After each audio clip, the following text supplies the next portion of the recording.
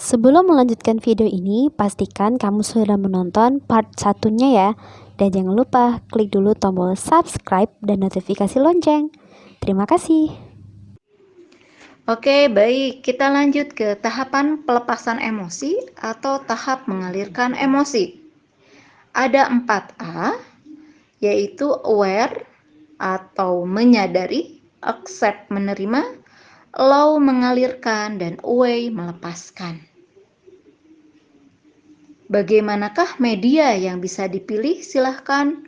Minimal 2 yang bisa dilakukan bagi Bunda yang cerdas linguistik, di mana di sini Bunda sangat nyaman untuk bicara, untuk berbahasa langsung, berkomunikasi lisan. Walaupun pada umumnya seorang Bunda fitrahnya cerewet ya, tapi kadar cerewet kan berbeda-beda. Nah, ini kalau dipilih untuk media self-talk, empty chair, di mana di situ berbicara, bisa melepaskan emosi negatif, maka ini cocok untuk Bunda. Tapi ada juga Bunda yang lebih cocok saya menulis. Nah, berarti Bunda pakai media menulis. Ambil 2 lembar kertas. Nah, konsepnya sama, baik berbicara lisan, baik juga menulis. Dan ini tentunya adalah karena terapi, berarti bukan real berhadapan dengan orang yang kita ngerasa masih ilfeel, masih menjadi ganjalan. Tapi tentu saja di ruang terapi, hanya Bunda, hanya ayah gitu ya. Nah, bagaimana caranya? Yaitu kalau Bunda menulis, maka tuliskanlah nama orang yang bikin Bunda kesal, jengkel, bahkan yang benci, bahkan yang ekstrim, yang dendam. Tulis namanya. Lalu aware adalah menyadari. Apa sih menyadari apa? Tadi kan udah siapanya. Lalu kejadiannya yang mana? Kejadian yang membuat kita ilfeel ke orang itu. Momennya. Apa momen waktu misalnya bulan puasa kemarin, apa momen misalnya pada saat akhir tahun ya. Dan perilaku apa yang spesifiknya yang bikin ilfeel itu? Katakanlah dari pengalaman kami, sosok yang sebenarnya bikin kita jengkel, kesal bagi yang telah menikah, itu pasangan kita sendiri. Buat bunda suaminya, buat suami bundanya. Meskipun pada beberapa tentunya ini secara umum ya, nggak semua. Ada juga ternyata bunda yang menyimpan marah ke mertua, atau juga bisa ternyata punya luka pengasuhan tuh ke orang tua yang belum selesai. Siapapun. Atau ayah, bisa jadi ternyata ke teman kerja yang pernah dihianati. Bisa jadi ke tetangga, siapapun silahkan. Tuliskan, itu di aware berarti. Lalu accept. Apa yang dirasakan? Emosi apa ilfeelnya? Marah, jengkel, termasuk sebenarnya sedih pun. Kalau ternyata itu adalah rasa sedih, rasa kehilangan, bisa jadi untuk tema-tema grieving. Ini tetap konsepnya pada umumnya mirip dengan ini. Ya, oke, saya bahas lagi tentang mengelola emosi. Adalah mengelola emosi negatif ya, marah. Setelah diterima, dan itu levelnya seberapa gitu ya, dulu tuh pengen apa ya gitu, di accept juga tuh, ada kata-kata yang ilfeel, ada perilaku gitu ya, ada ekspresi yang menyebalkan gitu ya, dan sampai akhirnya di titik low adalah mengalirkan, balas flashback ke momen di akhir tahun di mana kita dipermalukan misalnya di depan semua orang. Perbolehkan rasa itu muncul. Silahkan, kalau saat itu bunda pengen membalas, ayah pengen memukul yang menghina, yang menghardik. yang apapun gitu ya, perbolehkan perasaan itu. Jangan ditutup, jangan ditutup rapat-rapat. Saatnya ini diungkit justru. Ketika terapi harus diungkit sebenar-benarnya. Jangan diedit, jangan diperhalus, jangan disensor. Lalu berikutnya adalah setelah kita melakukan, silahkan self talk gitu ya, silahkan tulis. Baru tahap keempat, kita ngelihat, kan tadi sudah intens ya kumpulan emosi negatif kita. Lalu kalau yang menulis tadi, ambil kertas yang kedua, tadi tema positif, yang ini tema negatif. Maaf, yang tadi tema negatif, yang ini tema positif. Baik, tahap keempat adalah di away. Away itu melepaskan. Kalau tadi kertas pertama adalah tema negatif, lalu kertas yang kedua tema positif. Kita gali sebanyak-banyaknya kebaikan dari suami kita, kebaikan dari istri kita, kebaikan dari mertua, kebaikan dari orang tua. Silahkan. Harus lebih banyak menulis dan mengucapkan hal ini. Kalau tadi selembar, yang ini 2 lembar. Kalau tadi 2 lembar, yang ini 4 lembar.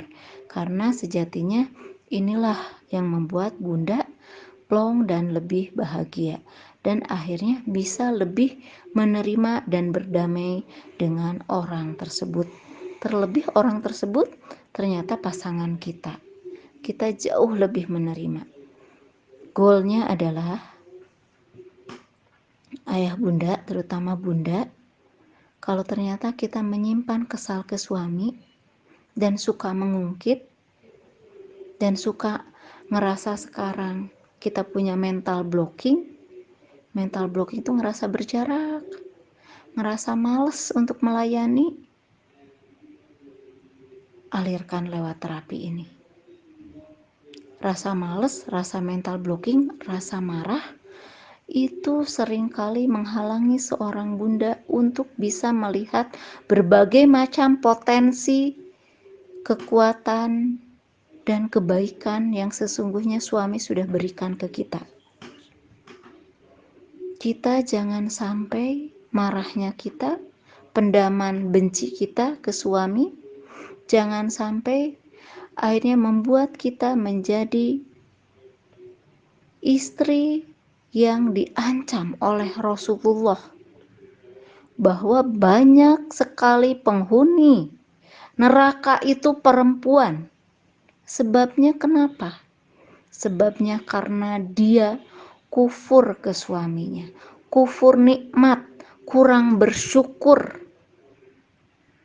Kadang dengan rasa marah kita itu menutup semua kebaikan yang suami sudah berikan ke kita. Suami sudah ngasih 9. 1, dia berbuat kesalahan. 1 kesalahan yang kita terus ungkit-ungkit dan pendam. 9 kebaikan tertutup kita lihat. Jangan sampai ayah bunda. Goal dari anger management adalah untuk mengamalkan hadis dari Rasulullah ini. Semoga kita menjadi istri yang pandai bersyukur pada semua kebaikan suami. Pada semua hal yang suami telah berikan kepada kita. Dan akhirnya timbullah fitrah kasih sayang kita kepada suami kita. Silahkan para ayah. Para ayah juga sama, punya PR ketika punya rasa marah tidak diproses dan akhirnya dipendam, pasti juga memberikan efek yang luar biasa. Pendaman ini bukan hanya berbuah mengungkit, tapi berbuah juga seringkali anak menjadi pelampiasan marahnya kita. Berarti dosa lain kita buat. Anak tidak bersalah dan kita sakiti, kita zolimi. Dan ini berulang-ulang dilakukan tanpa kita sadari. Silahkan bunda, kerjakan dulu PR-nya. Silahkan bisa menulis, bisa juga dengan self-talk. Jika ayah bunda ternyata masih membutuhkan bantuan, setelah mandiri coba dilakukan nggak bisa, silahkan ayah bunda bisa dengan melakukan tapping. Karena dengan tapping, rilis emosi negatif di badan kita. Bisa dengan membaca buku kami, Anger Management. Mudah-mudahan di sini ada yang sudah punya ya. Praktekkan sungguh-sungguh karena tadi manfaatnya luar biasa. Ya, silahkan. Tapi bagi yang nanti ada workshopnya, karena kami sekitar 2-3 tahun workshop, silahkan, kami sangat menyarankan. Karena buku itu sebagai salah satu P3K. Tapi kalau untuk menjadi benar-benar plong dan bisa, termasuk nanti dipraktekkan ke anak, itu minimal kita didampingi oleh seorang ahli. Seperti halnya keterampilan menyetir, berenang, bersepeda. Untuk bisa, untuk cakap, untuk pandai, ditemani dulu, diajari dulu. Silahkan bagi panitia di sini ya, Mbak Ayu dan teman-teman, kalau nanti pandemi sudah berakhir, kita bisa melakukan workshop nanti di Rumbai di sana. Ayo kita ke sana. Insya Allah ini sangat powerful impactnya. Manfaatnya akan terasa. Badan lebih sehat, hubungan dengan suami lebih sehat, dan anak pun jadi lebih happy.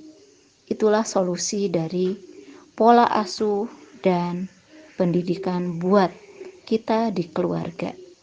Semoga bisa menjadi jawaban, semoga bisa menjadi solusi, dan semoga mencerahkan ayah bunda. Sesungguhnya anger management adalah suatu skill yang sangat penting dalam dunia parenting. Konsep parenting, teori parenting tidak mudah untuk diaplikasikan kalau kita masih menjadi pribadi yang banyak menyimpan amarah, yang belum punya skill dalam anger management. Terima kasih, semoga bisa membantu, semoga bisa mencerahkan. Baik, di sini saya akan memberikan teknik relaksasi ya, namanya butterfly hug. Karena ketika kita marah menggebu, kita bagaimana mengatur ritme nafas kita, jantung kita deg-degan, dan reaktifnya kita. Silahkan sambil PR tadi kuras emosi dikerjakan, si self healing terapi juga dikerjakan. Tandanya seperti yang di buku, silahkan Anda bisa silangkan tangan seperti itu, lalu Anda tarik nafas gitu ya dengan pelan, tarik nafas dari hidung, keluarkan dari mulut, lalu awali dengan astagfirullahalazim, tarik nafas, lalu hembuskan dari mulut pelan-pelan, kurang lebih 5-10 menit. Insya Allah ini bisa membantu, insya Allah juga bisa diajarkan ke anak, gitu ya. Dan silahkan bisa lebih cari tahu di buku Anger Management kami, bagaimana Anger Management for Kids. Semoga bisa membantu. Oke, pertanyaan pertama dari Ummu Dafa. Bagaimana cara mengatur emosi jika anak-anak itu sudah tahu salah tapi selalu diulang padahal dia tahu dia salah? Misal makan dengan tangan kanan ketika kita ada di dekatnya. Dia makan pakai tangan kanan, tapi ketika kita pergi sebentar dia pindah tangan kiri.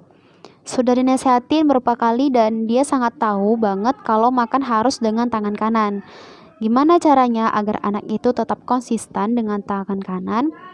Menurut info sebelumnya, karakter anak ini memang seperti ini, seolah-olah anak ini sudah bangkang, padahal baru berumur 3,5 tahun. Bagaimana cara menasihatin anak yang punya karakter seperti ini?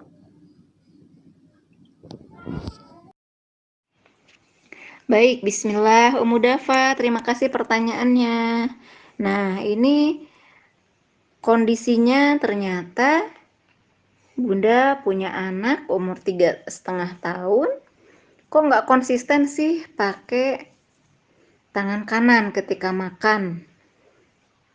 Gimana caranya ya gitu ya supaya konsisten. Terus anak ini katanya udah dibilangin, udah tahu salah, tapi kok diulang-ulang gitu ya. Nah, yang saya ingin sampaikan, ada salah satu kekeliruan paradigma dalam parenting yang saya tulis di buku trilogi yang baru, saya dan suami tulis. Di situ saya menuliskan tentang orang tua tidak tahu waktu.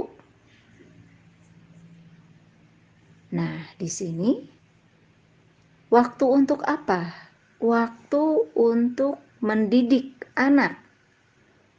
Berarti yang disebutkan Bunda di sini adalah terkait dengan adab ya, etika makan. Betul, etika makan itu Rasulullah mencontohkan dengan tangan kanan. Tapi kita juga jangan lupa bahwa sebenarnya anak umur 3,5 tahun adalah masanya dia untuk mengenyangkan cara saya. Ini cara yang saya suka. Dia belum paham apa itu manfaat dengan tangan kanan. Apa juga pahala dengan dia mencontoh ya, meneladani dari sunnah Rasulullah. Karena memang agama sangat adil. Mendidik itu adalah ketika anak minimal usia 7 tahun. Memang boleh. Salah satu media mendidik untuk anak di bawah 7 tahun adalah dengan mencontohkan. Tapi kalau mencontohkan anak masih menolak dan masih berbuat sesuka hati dia, itu masih enggak apa-apa.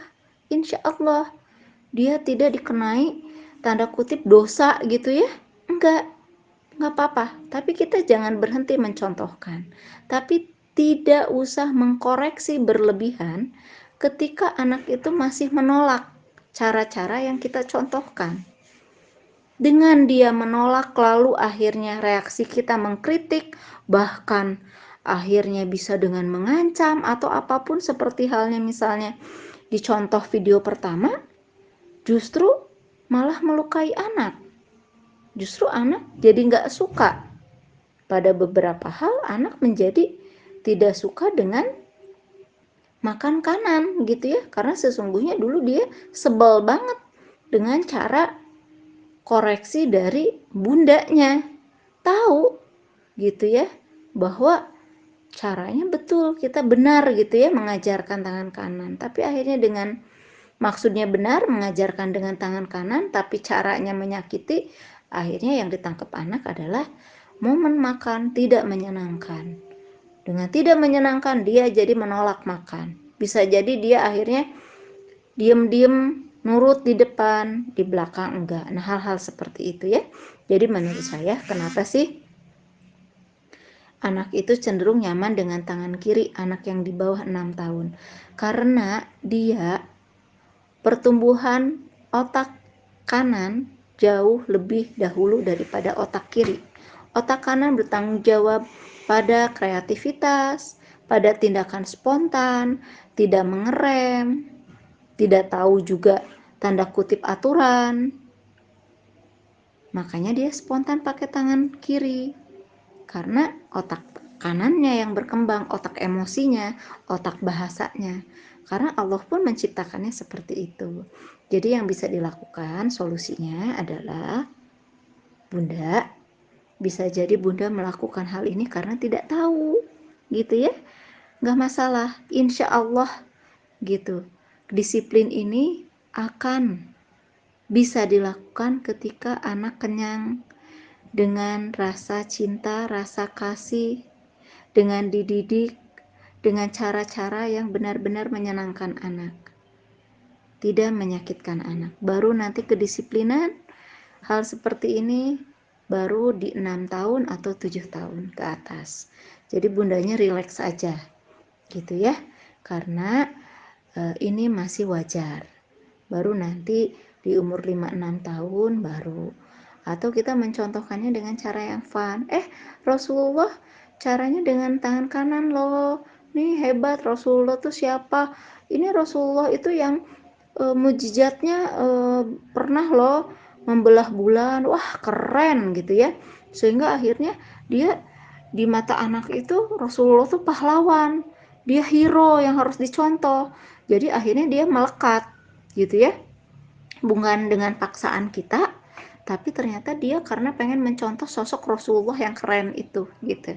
Nah ini sangat lekat, sangat dekat adanya sosok role model, adanya sosok hero pada anak di 7 tahun. Akhirnya dia niru karena suka, bukan karena dipaksa.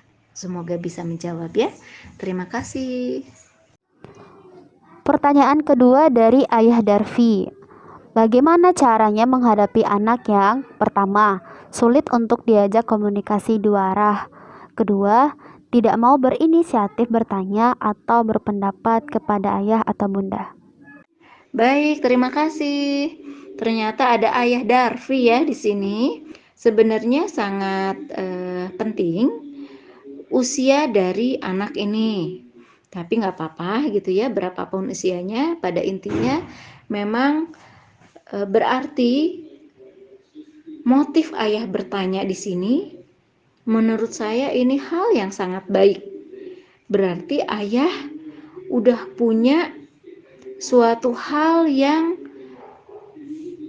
bisa mungkin penasaran, bisa itu kegelisahan ya, dalam arti saya ingin menjalin hubungan komunikasi dua arah dengan anak, tapi kok masih sulit ya anaknya. Dan ayah juga sekaligus penasaran, bisa jadi gelisah gitu ya. Kenapa ya anak ini kok nggak mau inisiatif, diem aja kalau ditanya gitu ya, nggak berpendapat. Justru inilah ayah yang banyak para ibu-ibu butuhkan dari seorang ayah, yaitu rasa penasaran ayah dan rasa gelisah ayah. Sehingga dua perasaan ini akan mendorong ayah untuk bisa terlibat lebih lagi untuk mengasuh dan mendidik anak bareng-bareng dengan ibu. Butuh sekali keluarga Indonesia pada tipe ayah Darvi seperti ini. Gitu ya. Berarti kan udah ada bentuk kepedulian. Bagaimana sih? Ada masalah dari anak gitu ya. Bagaimana nih solusinya? Saya sangat appreciate ya pada ayah Darvi, dan semoga juga ayah-ayah yang lainnya. Ini PR dari saya juga Pak Dandi. Kenapa sih kami satu pasang? Karena biar banyak memantik para ayah untuk terlibat mengasuh dan mengurus anak gitu ya. Saya lanjut dengan jawabannya. Kenapa anak ini sulit? Berarti satu, ada kebiasaan, bisa jadi kebiasaan anak tidak ditanya. Kebiasaan anak tidak diajak diskusi dua arah. Tentunya kebiasaan ini tidak terjadi mendadak begitu saja. Ada proses yang mendahuluinya. Coba evaluasi bagaimana pola komunikasi yang terjalin mulai dari masa pengasuhan 0-7 tahun sampai masa sekarang. Bagaimana pola komunikasi kita? Kalau dulu kecil, oh iya kita free bicara. Oh ketika di umur mungkin sekarang, ketika remaja, dan pada umumnya juga ini biasanya dikeluhkan ya oleh beberapa ayah bunda. Ketika remaja kok seakan ada tembok ya, yang berjarak dan menghalangi kita dengan anak remaja kita atau anak pemuda kita. Nah, kami menjawabnya dalam konsep mental blocking. Mental blocking adalah ada tembok, ada penghalang psikologis antara kita dengan anak, antara anak dengan kita. Diibaratkan, dianalogikan, kita pengen mengakses gelombang atau sinyal wifi, tapi ternyata kita nggak tahu passwordnya. Udah tahu password, taunya yang di sana di blocking. Tetap aja koneksi dua arah tidak terjadi. Kenapa terjadi mental blocking? Salah satunya karena ada amarah yang terpendam, yang tidak disadari oleh orang tua dan anak, yang bisa jadi tertimbun kecil-kecil, dikit-dikit, tapi lama-lama jadi bukit. Jadi solusinya cari tahu dulu apakah betul ada mental blocking. Indikator mental blocking, kita sulit untuk menatap anak, sulit untuk kontak mata, eye contact, susah. Juga kita susah untuk saling memeluk, pegangan tangan gitu ya, atau memijat atau apapun. Anak tuh seakan susah untuk disentuh, baik secara fisik atau hatinya. Itu salah satu ciri utama dari mental blocking. Atau bisa jadi misalnya dia dengan susah disuruh gitu ya sama kita, suka nyangkal terus atau melawan misalnya, atau ya tadi dia mogok gitu. Itu salah satu ciri. Kuncinya, solusinya adalah luruhkan mental blocking dulu, temukan kuncinya dulu. Tapi saya juga yakin selain dengan terapi anger management, yang kedua adalah terapi bahasa cinta. Ayah, masuklah ke dunia anak. Apa kesukaannya? Temani, jadilah teman untuk dia. Bisa jadi kita introspeksi, adakah hak-hak anak yang dulu kita tidak tunaikan, yang akhirnya bisa jadi itu adalah utang pengasuhan kita. Utang pengasuhan ini yang jadi salah satu tema dalam buku trilogi kami yang sekarang sedang PO ya. Di situ kami jabarkan secara detail bagaimana membayar utang pengasuhan. Tapi intinya ayah bisa melakukan dengan bahasa cinta. Banyak ngedate dengan anak, silahkan. Bisa dengan ngedate, ngegames, apalah sukanya anak. Pleasure dulu aja, jangan produktif dulu levelnya. Yang main dulu, anak yang udah nyaman, baru kita kasih nasihat, baru kita kasih arahan dan lain-lain. Raih dulu hatinya, biar anak nyaman dulu, jadilah teman untuk dia gitu ya. Bisa ngedate, sekarang sih lockdown ya, kalau nanti misalnya memungkinkan, apakah dengan mancing, apakah dengan kita piknik atau apapun, silahkan. Dan nanti lama-kelamaan ini bisa menjawab pertanyaan ayah yang kedua.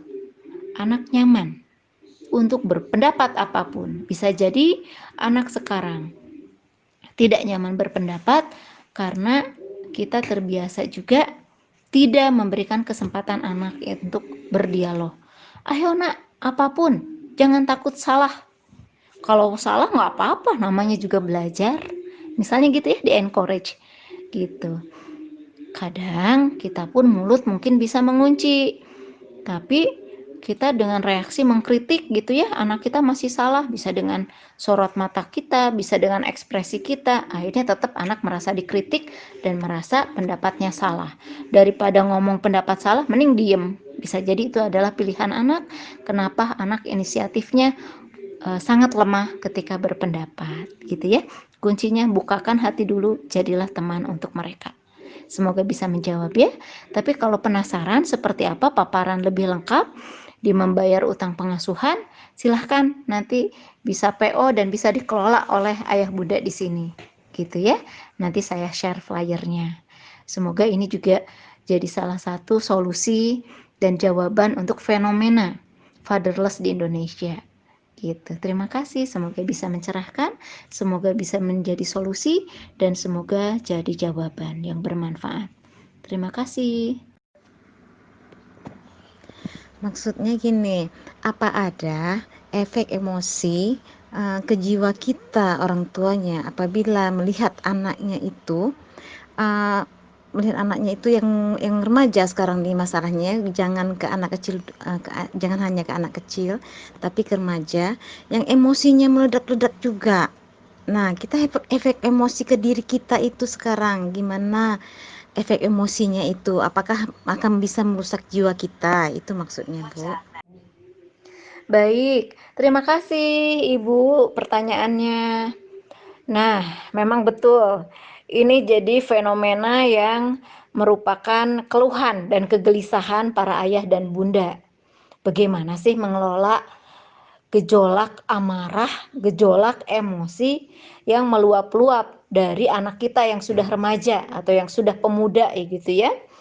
Nah, ini enggak hanya ibu saja, karena memang beberapa klien kami mengeluhkan juga tentang masalah ini. Nah, sebenarnya ini ada kaitannya dengan jawaban saya di pertanyaan nomor 2. Ketika anak kita sudah remaja, ada perubahan-perubahan yang dilakukan oleh seorang anak, yang dialami seorang anak.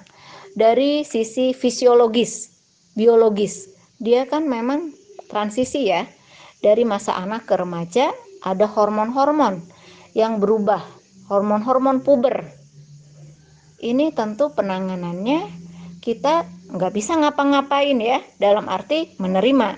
Tapi dia memang jadi penyumbang terbesar terhadap perubahan perilaku yang meledak-ledak itu.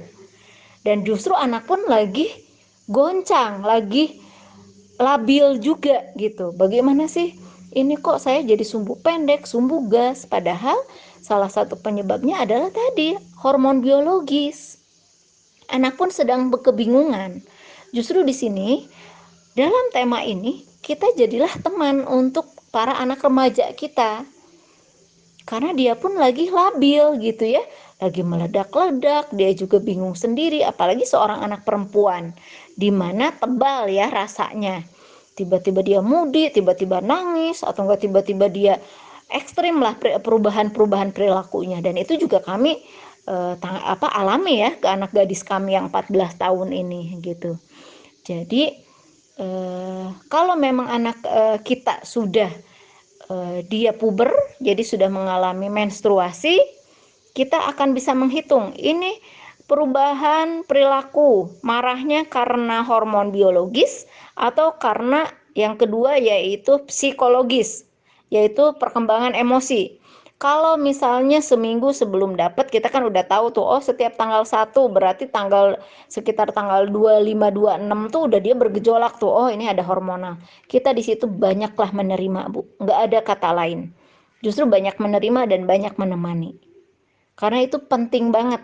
Anak pun dia lagi masa storm ya. Karena secara biologis memang hormonal seperti itu. Jangankan yang remaja, Bu.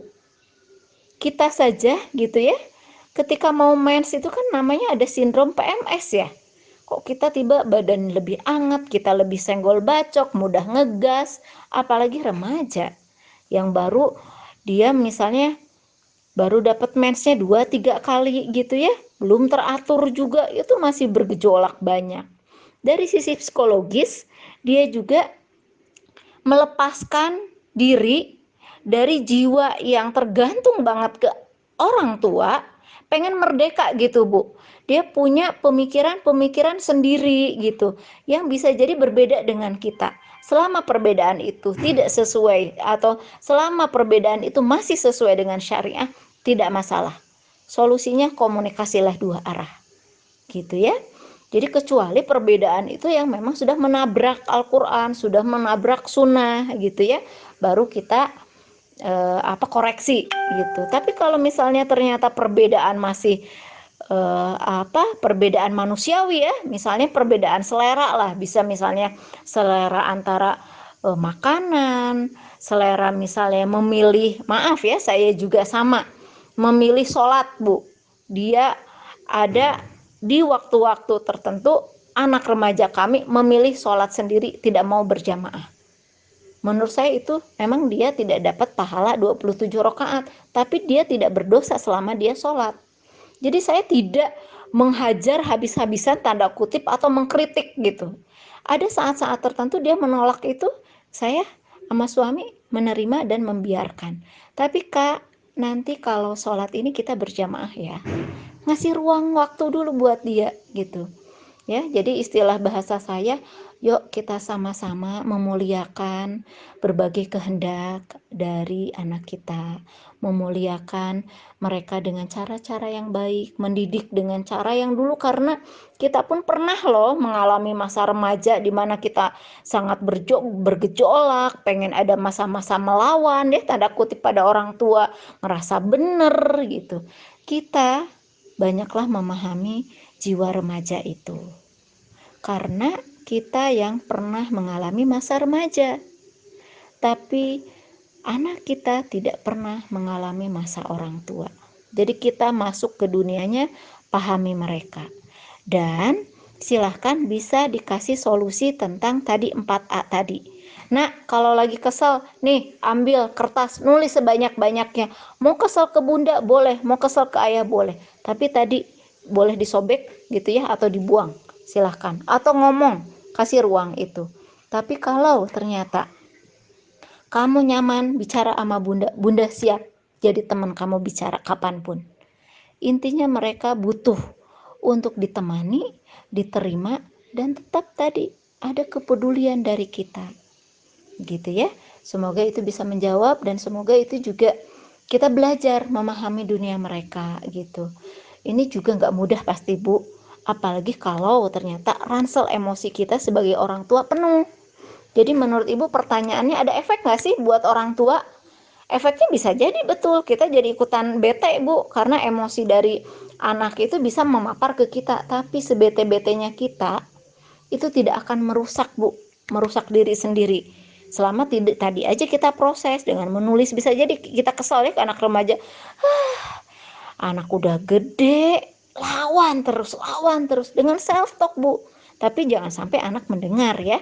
Sehingga dengan menguraskan ransel emosi kita, itu kita bisa akan lebih baik berbicara ke mereka. Nggak mudah ngegas kita juga. Anak-anak jelas-jelas akan ngegas ya, apalagi dia tadi di masa-masa periode menstruasinya. Kita jangan sama gitu. Yang pasti kerusakan pada anak kita akan jauh lebih fatal ketika mendapat semprotan dan hardikan dari kita, daripada kita disemprot dan dihardik oleh anak, gitulah ininya. Efeknya pasti jauh lebih merusak hardikan kita ke anak daripada hardikan anak kepada kita. Tapi tentunya tadi tetap anak itu kita arahkan pelan-pelan. Tapi karena bisa jadi kita punya utang pengasuhan, makanya kita dulu yang masuk ke dunia mereka. Raih dulu hati mereka, itu dulu ya. Merekanya nyaman dengan kita, baru kita arahkan pelan-pelan, baru kita nasihat pelan-pelan. Ini pun kan sebenarnya mengamalkan salah satu ayat dari Al-Quran, bahwa lemah lembutlah kepada mereka, jangan berkasar-kasar. Kalau berkasar-kasar, sejatinya pasti mereka akan menjauh dan berlari darimu. Menjauhnya ada dua ekspresi. Ada menjauh beneran, secara fisiknya dia lari melawan, atau dia fisiknya kayak diem menghadap ke kita, tapi hatinya lama-kelamaan terkunci nggak menerima nasihat baik lagi dari kita, dan kita semakin susah mendekati jiwa-jiwa mereka ya. Jadi kita menyampaikan nasihat tapi dengan baik, dan prinsipnya adalah sebagai orang tua kita hanya memberikan nasihat, hanya mengingatkan, tapi kita tidak punya kekuatan untuk mengubah perilaku anak. Yang bisa mengubah perilaku anak hanya Maha Pencipta, hanya Allah. Makanya kita lebih banyak memberikan nasihat dan dua, berdoa. Itu saja. Perubahan perilaku itu hak penuh dari Allah. Semoga bisa menjawab ya Ibu ya. Terima kasih.